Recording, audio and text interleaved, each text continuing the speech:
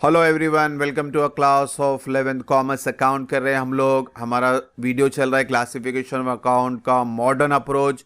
इसके पहले वाले वीडियो में मैंने क्लासिफिकेशन के एग्जाम्पल बताए थे।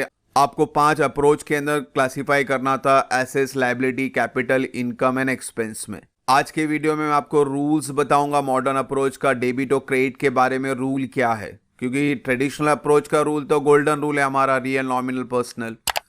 उसी तरह से मॉडर्न अप्रोच का भी रूल है डेबिट और क्रेडिट का। तो आज के वीडियो में हम इसके रूल के बारे में जानेंगे कि रूल क्या है और कैसे अप्लाई करना है अंडर मॉडर्न अप्रोच।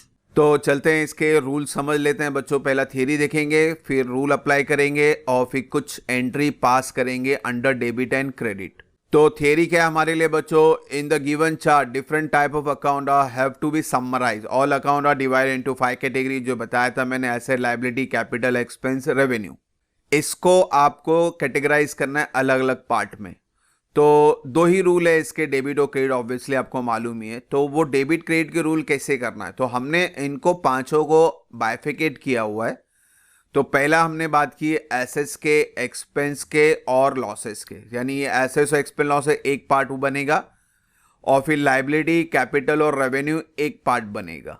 तो बच्चों, एक्सपेंसेस, एसेट, लॉसेस को आपको डेबिट और क्रेडिट में किस तरह लिखना है वो समझना है आपको, ठीक है। तो अगर इंक्रीज इन एसेट्स है तो आपको डेबिट साइड लिखना है, और डिक्रीज इन एसेट्स है तो क्रेडिट साइड लिखना है। सेम रूल एक्सपेंस और लॉसेस के लिए भी सेम ही है। अगर ये भी इंक्रीज हो रहे हैं तो डेबिट, और डिक्रीज हो रहे हैं तो क्रेडिट। ये रूल लगेगा आपका एसेट, एक्सपेंस एंड लॉसेस के लिए। अब रूल बात करते हैं हमारा लायबिलिटी, कैपिटल और रेवेन्यू के बारे में। तो इनके लिए रूल अपोजिट करना, सिंपल है, इनको अपोजिट करना है। क्या अपोजिट करना है? अगर ये इंक्रीज हो रहे हैं तो क्रेडिट में जाएंगे, और डिक्रीज हो रहे हैं तो डेबिट में जाएंगे। अपोजिट करना है। एसेट्स क्या हो रहा था? इंक्रीज डेबिट है तो इसका इंक्रीज क्रेडिट है, अपोजिट किया हमने। सेम वे रेवेन्यू के लिए भी है, सेम वे कैपिटल के लिए भी है। सेम रूल है आपका, अगर इंक्रीज कर रहेंगे तो क्रेडिट साइड जाएगा, और डिक्रीज करेंगे तो डेबिट साइड जाएगा। तो ये रूल आपको अप्लाई करना है, और इसके बेस पे आपको डेबिट और क्रेडिट बाइफिकेट करना है, ठीक है। अब ये रूल को और शॉर्टकट करना है, ये जल्दी याद नहीं होता। तो शॉर्टकट किस तरह है वो ध्यान से समझे। तो इस तरह से आपको शॉर्टकट करना है। देखो, asset, expense, liability, income, capital, debit, credit लिखा है मैंने यहाँ पे। तो सिंपल आपको इंक्रीज और डिक्रीज का फंडा याद करना है। अगर एसेट इंक्रीज है तो कहां लिखना है? डेबिट में लिखना है। इंक्रीज यानी एरो मार दो कि भाई ये अबाव, यानी ये इंक्रीज है तो डेबिट में जाएगा। और फिर लायबिलिटी का डेबिट अपोजिट यानी डिक्रीज होगा तो डेबिट में जाएगा, तो आप नीचे का एरो मार दो, तो ये एरो याद रहेगा आपको। और सेम वे यहां पे क्रेडिट का रूल क्या था बच्चों? क्रेडिट में लिखने के लिए एसेट क्या होना चाहिए? डिक्रीज होना चाहिए, तो डिक्रीज का साइन मार दो। और लायबिलिटी वगैरह को क्रेडिट में लिखना है तो क्या साइन लगेगा? इंक्रीज का, तो इंक्रीज का साइन मार दो। तो बच्चों, ये साइन सिंपली याद रहता आपको, तो ये साइन याद रहेगा तो आपको डेबिट और क्रेडिट समझ में आ जाएगा। तो अब इसके ऊपर कुछ सम सॉल्व यानी जनरलिटी सॉल्व करेंगे। तो यहाँ एग्जाम्पल लिया पूरा मैंने चार्ट बना के। तो पहले ट्रांजेक्शन ले लेते हैं। सोना कमेंस बिजनेस, कैश 2000। सबसे पहले इसके अंदर अकाउंट कितने इन्वॉल्व हैं? 2 अकाउंट है, कमेंस यानी कैपिटल और दूसरा कैश। कैश और कैपिटल हुए।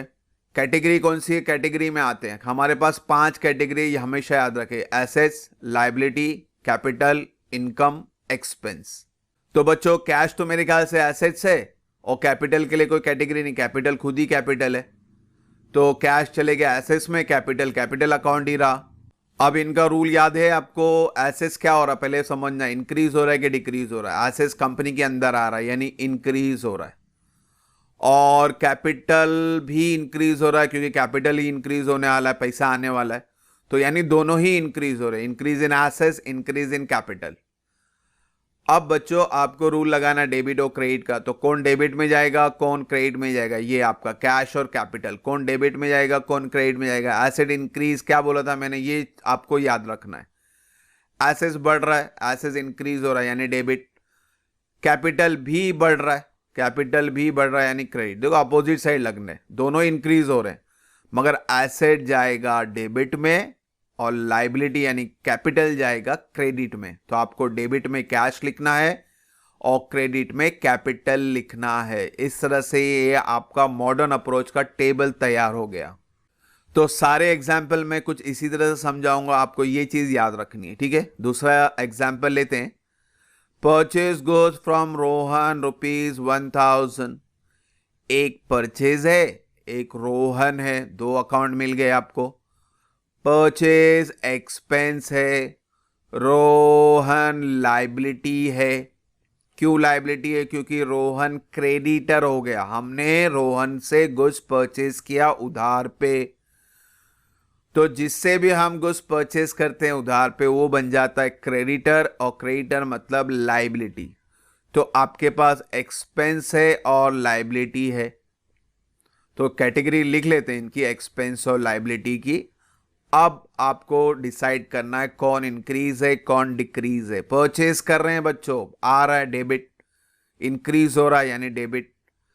और लाइबिलिटी उधार लिया है हमने, तो उधार वाले का भी अकाउंट बढ़ रहा है यानी लाइबिलिटी भी इंक्रीज हो रही है, दोनों इंक्रीज हो रहा है।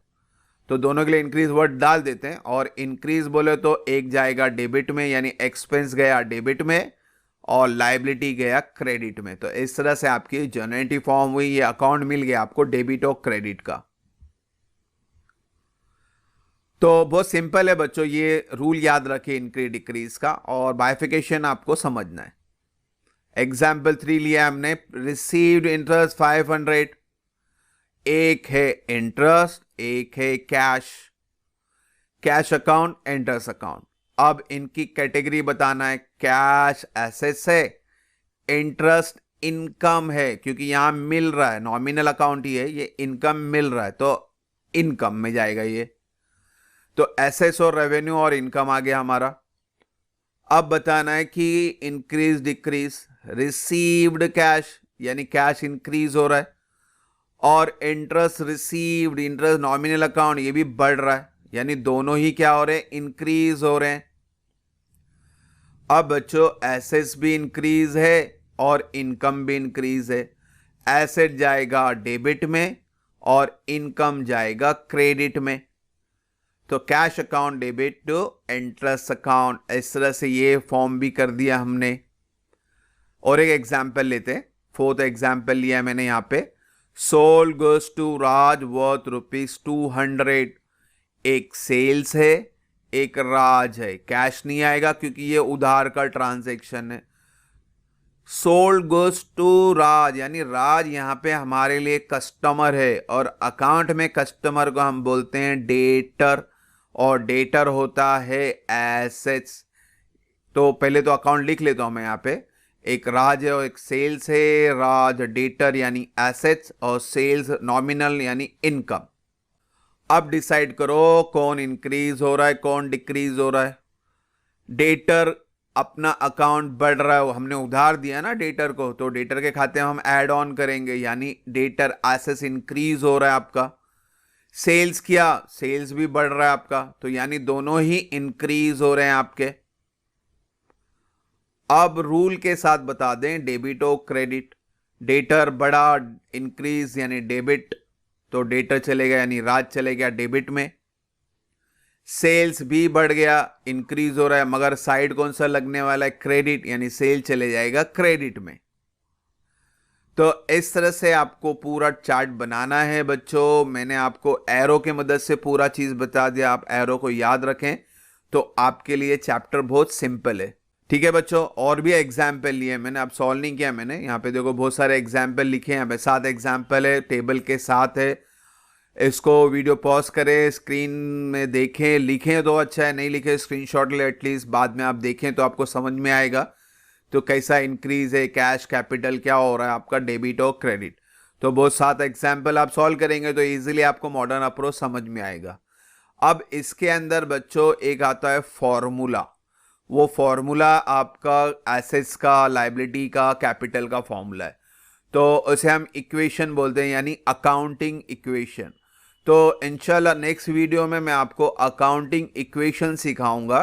तो बच्चों आपको वो वीडियो भी अच्छी तरह से देखना है, तो आपको अकाउंटिंग इक्वेशन भी इजीली समझ में आएगा।